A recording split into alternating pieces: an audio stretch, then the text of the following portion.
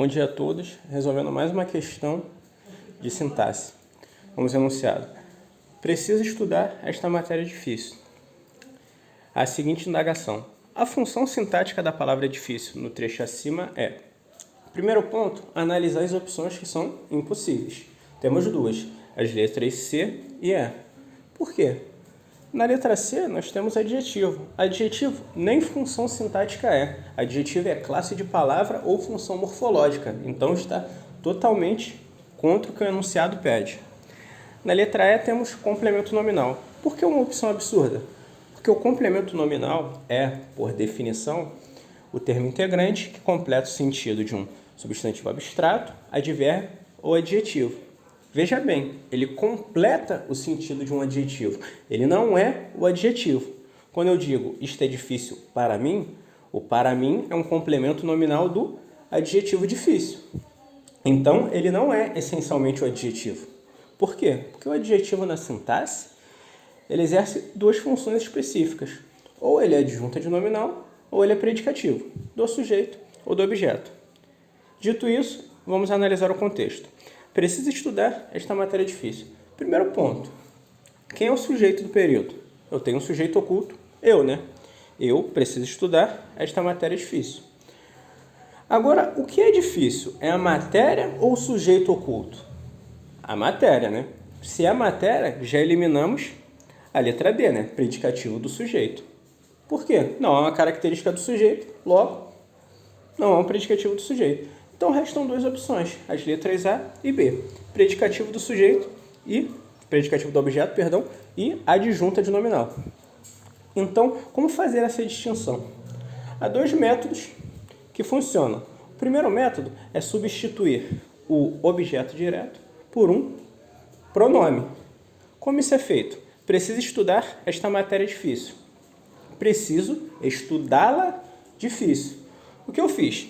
Eu substituí esta matéria pelo pronome oblíquo átomo a, que quando combinada com a forma verbal estudar, resulta em estudá-la.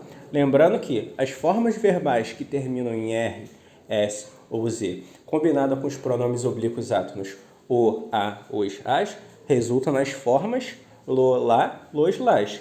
Estudar mais a, estudá-la, difícil. Agora, vamos analisar a coesão e a coerência. Faz sentido eu dizer preciso estudá-la difícil? Não faz muito sentido, né?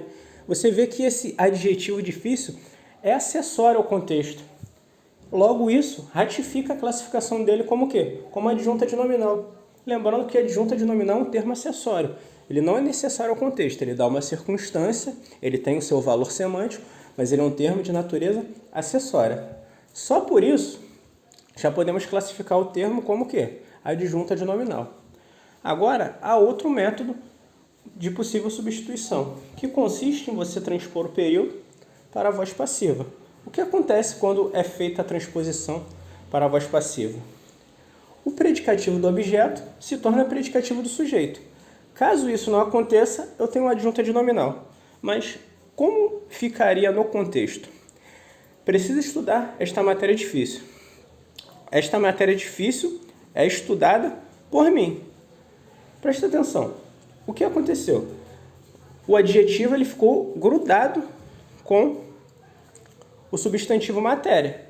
Se ele ficou grudado, se ele ficou à esquerda, significa o quê? Que eu tenho um adjunta de nominal. Caso ele ficasse à direita ou posposto ao verbo, seria um predicativo do objeto.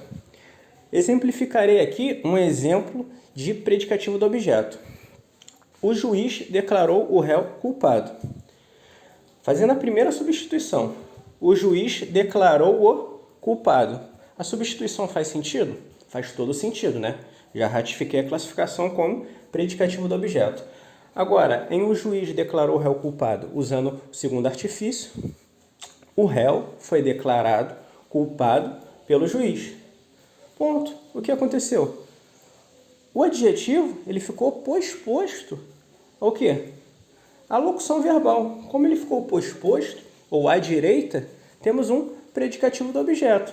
Então, as duas dicas que eu dou são essas, né? Primeiro, substitui o objeto por um pronome. Se houver sentido, você tem um predicativo do objeto. Caso o adjetivo possa ser suprimido, tem uma adjunta de nominal. Segundo método, transpor para a voz passiva. Na transposição para a voz passiva, o possível predicativo do objeto se torna o predicativo do sujeito. Caso isso não ocorra, você tem um adjunta de nominal. E lembrando que, se o adjetivo ele ficar anteposto, grudado com o núcleo, ele vai ser um adjunta de nominal. Se ele ficar à direita, do verbo, o que ocorre?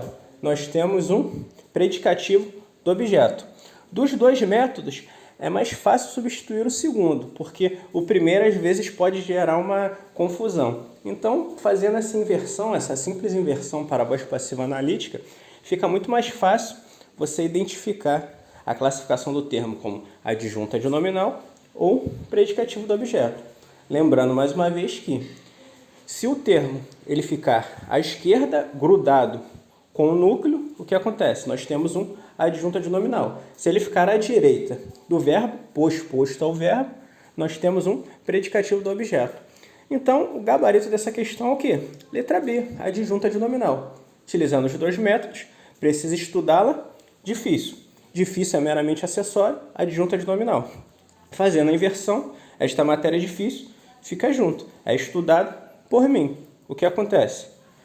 O termo ficou grudado com o substantivo, temos um adjunta de nominal, porque ele ficou à esquerda. Então, gabarito da questão, letra B. Caso tenham gostado, inscrevam-se no canal e deixem um like.